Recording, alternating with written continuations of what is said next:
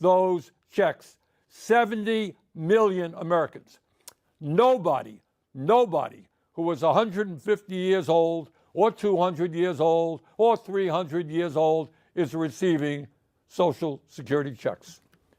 And on the lies go. Now, the purpose of all of this lying is not just to push his hateful right-wing ideology. It is not just to try to divide us up. It is more than that.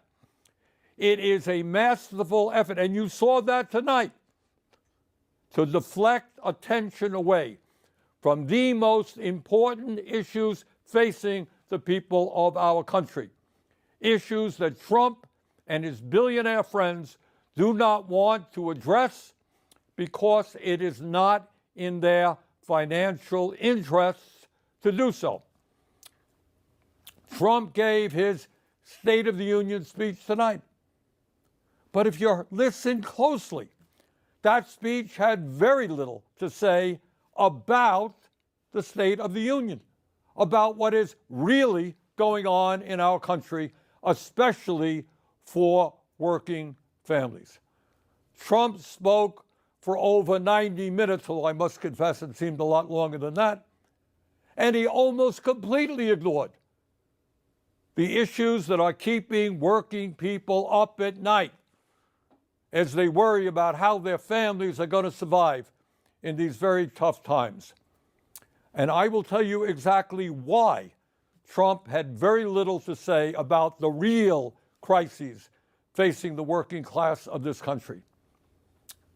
Think back 6 weeks ago when Trump was inaugurated for his second term as president, just 6 weeks ago.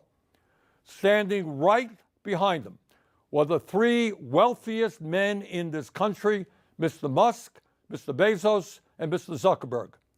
And standing behind them were 13 other billionaires who Trump had nominated to head major government agencies.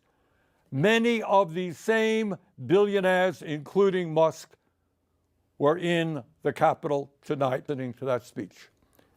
In other words, it is there for all to see. The Trump administration is not hiding it.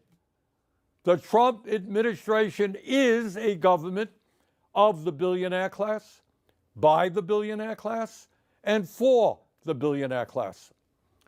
Notwithstanding some of their rhetoric, this is a government that could care less about ordinary Americans and the working families of our country.